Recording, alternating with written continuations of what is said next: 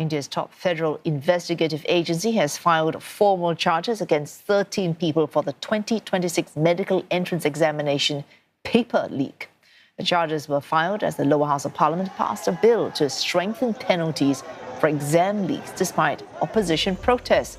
The legislation moves to the upper house before requiring presidential approval before it can become law. India's top court, meanwhile, ordering the release of detained protesters under the age of 18 and barred police from taking coercive action or publicly disclosing their personal data. The Cockroach Janta Party has warned of fresh nationwide protests if the government fails to withdraw police complaints against these demonstrators. Ishan Garg is covering the story for CNN. He joins us now from New Delhi. Ishan, the passing of legislation meeting certainly in a pace and scale demands by the Cockroach Janta Party for reform at the root. Is this sufficient to satisfy their demands?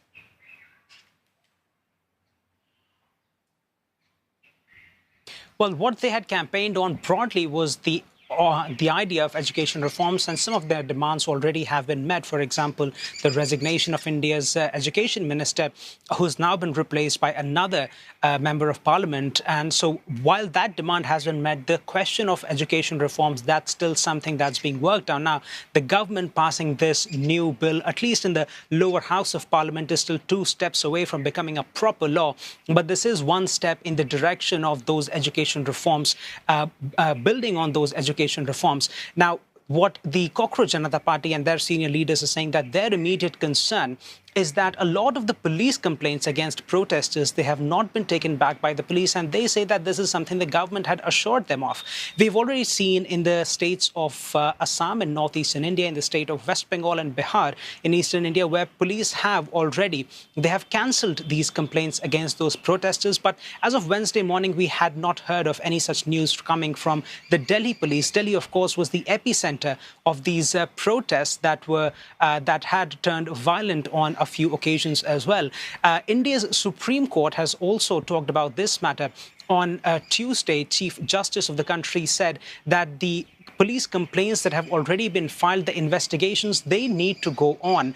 And while the court also said that no coercive action needs to be taken against the protesters. But now the CJP, the Cockroach Janata Party, they are saying that if these police complaints still remain there, they could become grounds for further action in the future. And that's why they are saying that the government needs to ensure that those complaints are quashed entirely, or they would be forced to come back out on the streets once again.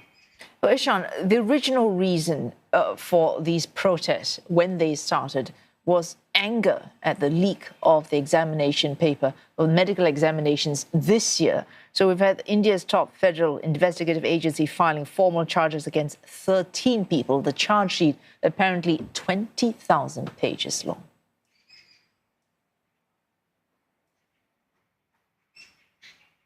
It is quite a hefty charge sheet, and the CBI, which is the federal government agency in charge of looking at domestic investigation, says that it interviewed 360 witnesses. The report itself contains 422 documents and 43 material objects, all of this against the 13 accused in the paper leak case. Now, according to the charge sheet of the CBI, the case revolves around multiple people, but one of the main accused, who's sort of being seen as the mastermind of this entire operation, is somebody who used to work as a translator at the National Testing Agency.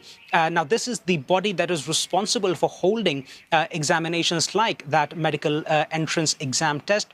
It also includes a hospital in the state of Maharashtra, where the charge sheet says that at least 2 employees there were part of this collusion which led to the papers being leaked. Now, offences that have been listed in the charge sheet, they range all the way from criminal conspiracy to cheating, criminal breach of trust, destruction of evidence, and also the older paper leak, anti-paper leak law has also been used to file this charge sheet. Now, a formal hearing on this case will be held on August 3rd. And because the hearing will be held under a fast-track court that was announced by Prime Minister Narendra Modi, there is an expectation that the result of this proceeding will be a lot quicker than normal court cases.